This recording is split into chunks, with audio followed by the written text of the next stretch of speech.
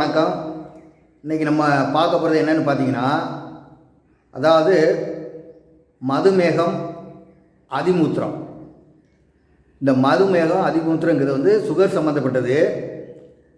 இந்த மதுமேகமும் அதிகம் யூரின் போயிட்டே இருப்பாங்க. அந்த மாதிரி இருக்கிறதுக்கு வந்து நாவக்கொட்டை இருக்குது பார்த்தீங்களா, அந்த நாவக்கொட்டையை நல்லா பவுடராக அரைச்சி வச்சு அதில் தினமும் காலையில் சாயந்தரம் 2 வேளையும், அதாவது ஒரு 2 கிராம் அதிலிருந்து ஒரு 5 கிராம் வரைக்கும் எடுத்து அதை நல்லா வெந்நீரில் கொதிக்க விட்டு அதை குடித்து வந்தாங்கன்னா ஒரு வாரத்திலேயே இந்த மதுமேகங்கிறதும் குறையும்.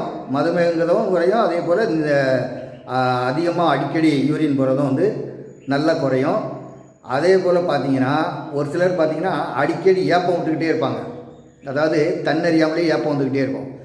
அந்த மாதிரி ஏப்பம் உள்ளவங்க வந்து பாவக்காய் இலை இருக்குது பார்த்தீங்களா, இந்த பாவக்காய் இலையை நல்லா சாறு எடுத்துக்கிட்டு அந்த சாறில் வந்து ஒரு ஒரு அது எப்படி சொல்கிறேன்னா ஒரு 10 மில்லி எடுக்காங்கன்னு வச்சிங்களேன். அந்த 10 மில்லி சாருக்கு ஒரு சிட்டிகை, அதாவது ஒரு சிட்டிகைனா நம்ம அந்த ஆள்காட்டி விரலையும் பெருவிரலையும் வச்சு எடுக்கிற அந்த அளவு தான் ஒரு சிட்டிகை. அந்த பாகலில் வந்து அந்த பாவக்காய் இலையில் வந்து இந்த மஞ்சத்தூளை போட்டு நம்ம குடித்து வந்தோம்னா நமக்கு அந்த ஏப்பங்கிறது வந்து உடனே குணமாகிக்குவோம். அதே போல் பார்த்திங்கன்னா இந்த அலர்ஜி இருக்கவங்க வந்து என்ன பண்ணோம்னா நல்லா சந்தன கட்டையை நல்லா உரசி எடுத்து அதெல்லாம் சந்தனம் வாங்கிக்கோங்க. அது கூட வந்து எலுமிச்சம்பழ சாறில் தான் அரைக்கணும்.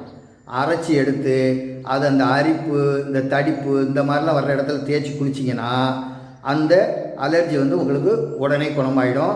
இதே வந்து நீரிழிவு நோய், அதாவது சர்க்கரை நோய் உள்ளவங்களுக்குள்ள அரிப்பு வந்ததுன்னா அவங்க தினமும் காலையில் ஒரு 2 இலை ஒரு 3 இலை லைட்டாக வெந்நீரில் அலம்பி அந்த இலையை வந்து மென்று ஒரு கண்டினியூ ஒரு 10 நாள் 12 நாள் சாப்பிட்டாங்கன்னா அவங்களுக்கு அந்த அலர்ஜி வந்து தன்னாலே மக்கி போகும்.